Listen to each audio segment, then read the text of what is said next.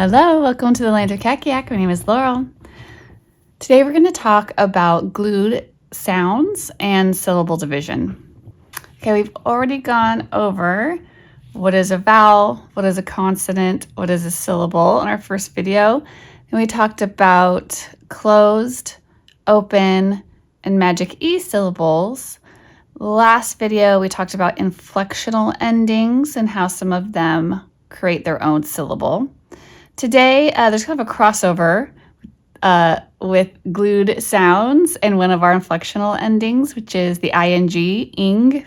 But let's go over what is a glued sound first, how do we look for them, and then we'll divide some words.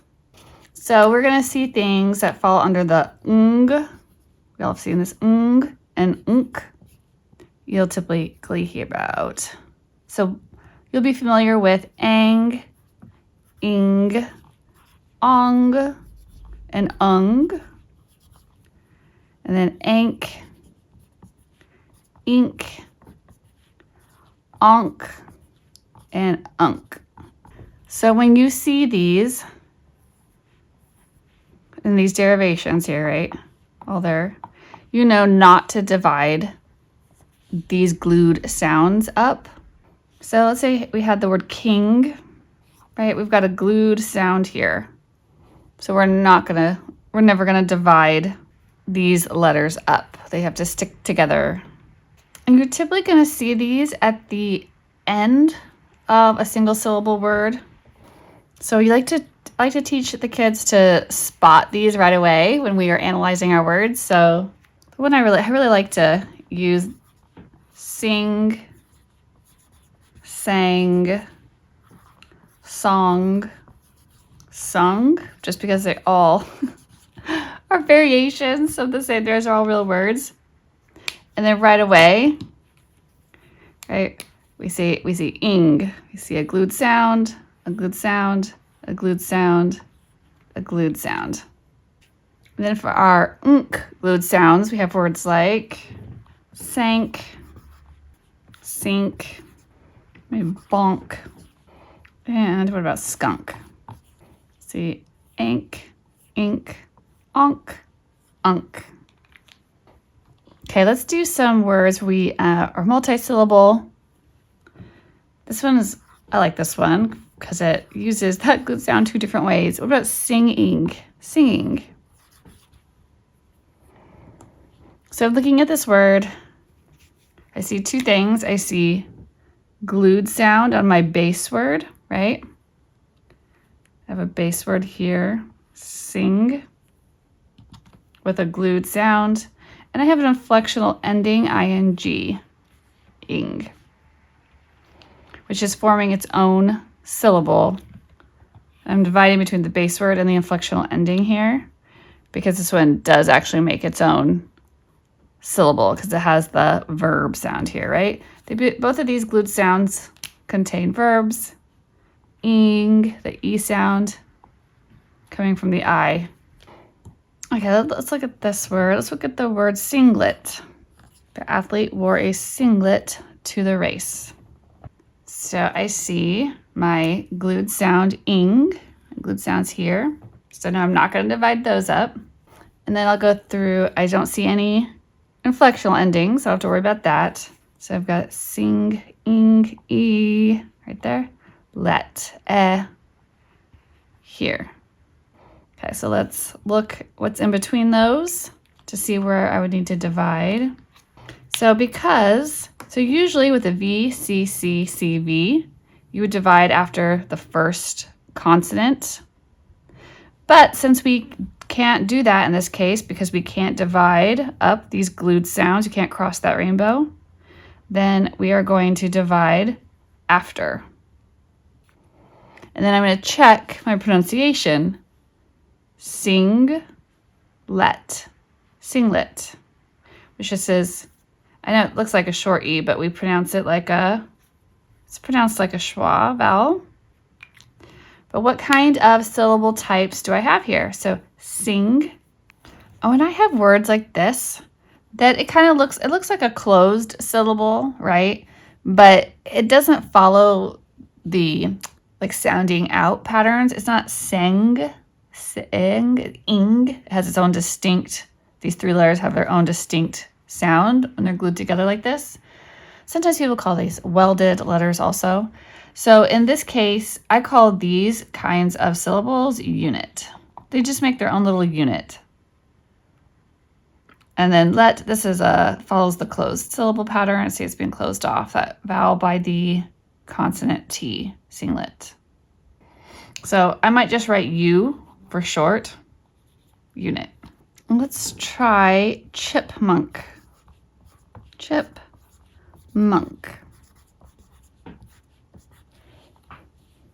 Okay, and there's no inflectional endings on there, but there is a glued sound, unk, right there.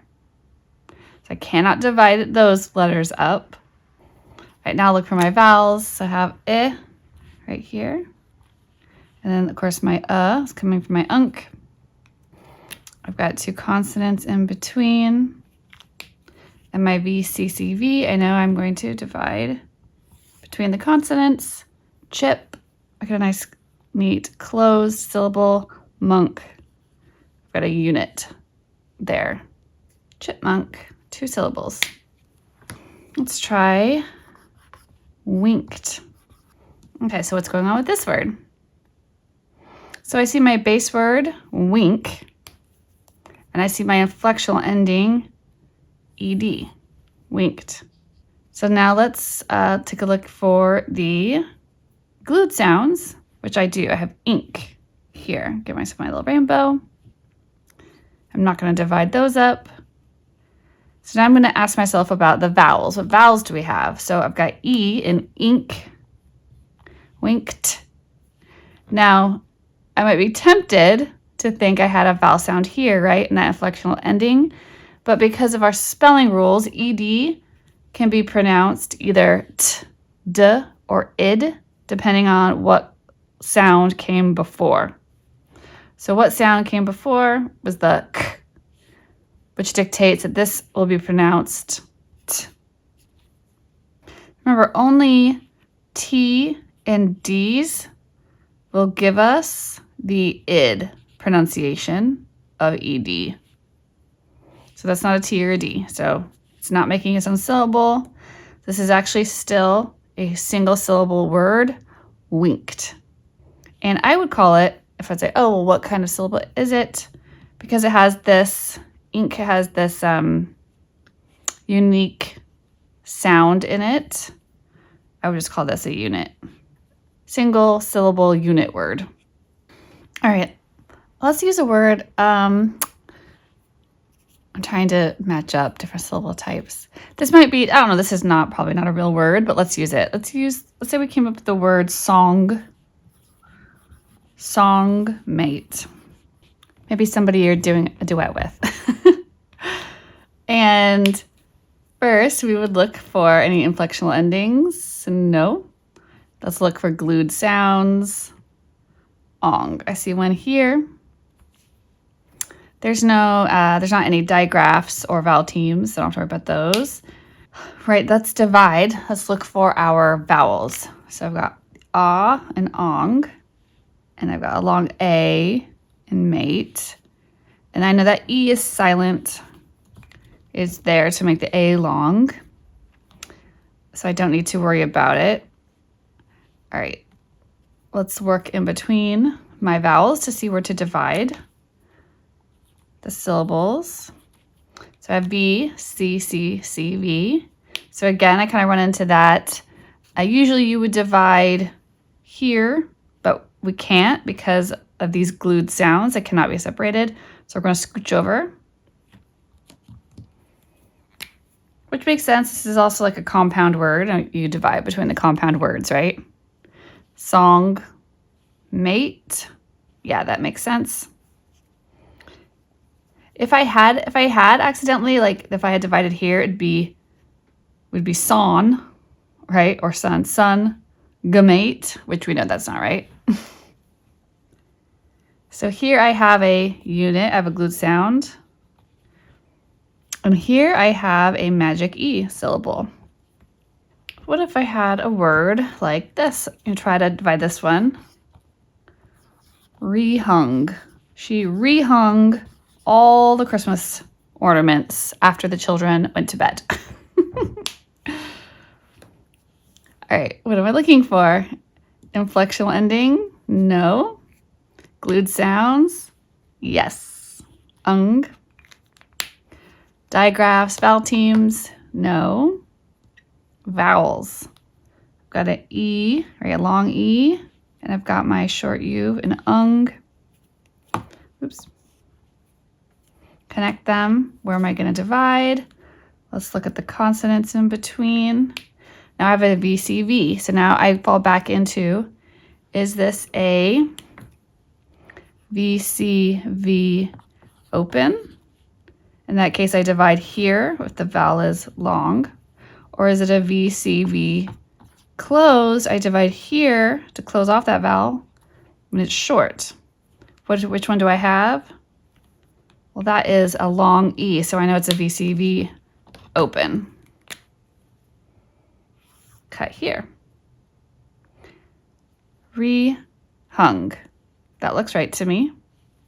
So this is an open syllable, and here's my unit syllable. Okay, so we've gone over glued sounds.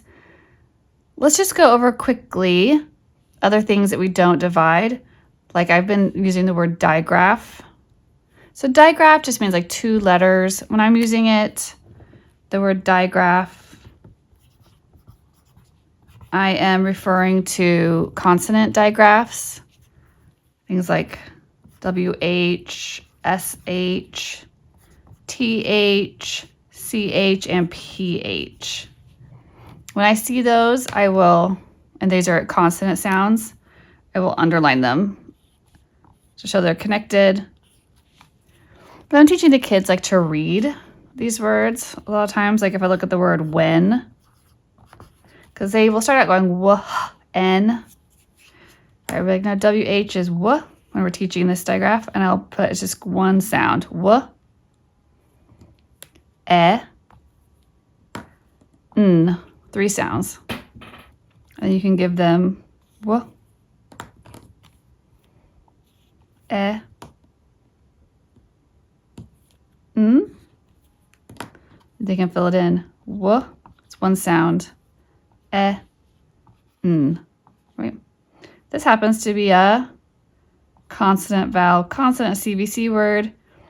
This tells us here this is a closed syllable. This is a single syllable, closed syllable word. And yeah, and you don't divide those digraphs up.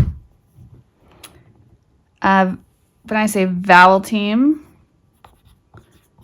some people might call this a vowel digraph. I just think it's easier to call it a vowel team. Things like AI, saying A, OA, spelling O, double E, spelling E, AY, spelling A, OW, spelling ow or O. EA has a E, or A pronunciation. OE, spelling O. IE, spelling E. I guess this could also say A too, like the word there. And EY, spelling E. I think this sometimes spells A as well. But when I see these in words, again, these are vowel digraphs, right? We're going to, but I underline them. So in like a simple word like the word way, that's not w-I. The AY says the long A, or spells the long A sound, way. If that's one sound, that's one sound. So you could say w, A, w, A. And there's spelling rules about, right? AY comes at the end of a syllable only. We don't ever start at the AY to spell the A sound at the beginning of a word or the beginning of a syllable. But those are not going to be divided up when you are spelling. So I think we've shown this before. There's tricky ones like diet. Kids might go, ah, I see IE, right? They want to say, oh, that's diet or deet or something, right? But actually not in this case. In this case, the word is diet, diet. It's actually two vowels. And you're going to divide. This one's an open vowel, die, and then diet, which is a schwa, but it's closed. So you have to know how to pronounce the word. Okay, what else do we not divide? We also do not divide our controlled vowels like AR, ER, IR, UR, OR, or, right? In words like, say the word starve. And you're going to see it right here. And that E is silent because English words don't end in I, U, V, or J. That's why it's here. It's not actually here to make this stare or anything like that. It's just there to cover that V to meet that English spelling rule. So we don't divide digraphs, vowel teams, R-controlled vowels, silent E's. We talked about that. Obviously, those have to stay on the end of words. Blends. You don't divide blends. Like burr, gur, purr, cur, tur, full, pull, cull. Let's look at a word. I might be making up a word, but what about the word water flow? We're checking the water flow. Okay, let's just analyze it real quick for syllables and stuff. Okay, no inflectional ending. Any glued sounds? No. But I do see my vowel here, ah, right? Spelling rule. When an A is preceded by a W, it'll pronounce ah. And if it comes before an L, it also says ah. But ah, I've got what I got here, an R-controlled vowel, and OW, vowel team, O. So I actually have 3 vowels, which means I will have 3 syllables. I'm not going to divide up my R-controlled vowels. I'm not going to ever divide up my vowel teams. I also see that I have a blend, full, right there. I'm just going to count that as one sound because it's not going to be divided. All right, so I've got a consonant here as well. Okay, so I basically have a VCV and a VCV. So this word, I'm going to ask myself, since this isn't like a long A sound, it's not super obvious. Do I say this or I say water?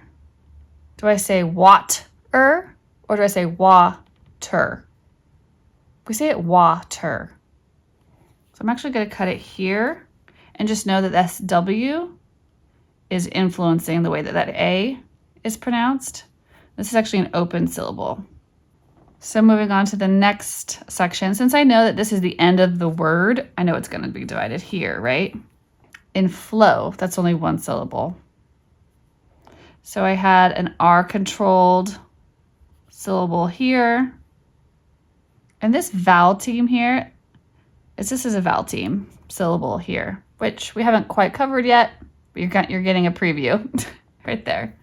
So this one had an open syllable, R-controlled syllable, a vowel team syllable. We saw a blend that wasn't going to be divided and vowel teams that were not going to be divided, or vowel team and an R-controlled vowel that was not going to be divided. Okay, let's go over some more glued sounds that are not divided. So we went over the ng and the unk sounds, but there are a few more glued sounds to keep an eye out for, such as old. This is a spelling pattern you see, and like in words like fold, like old itself, right? Mold, told, cold, bold. And it's a spelling rule that when an O is followed by, like an O or an I, you see a lot, is followed by two consonants, it can be long. So we've got old, follow that same pattern, ost, right? Two consonants. Eind, ild. Okay, I hope that was helpful talking about things we don't divide and glued sounds today. And I'll meet you back here for more syllable and spelling talk. Bye.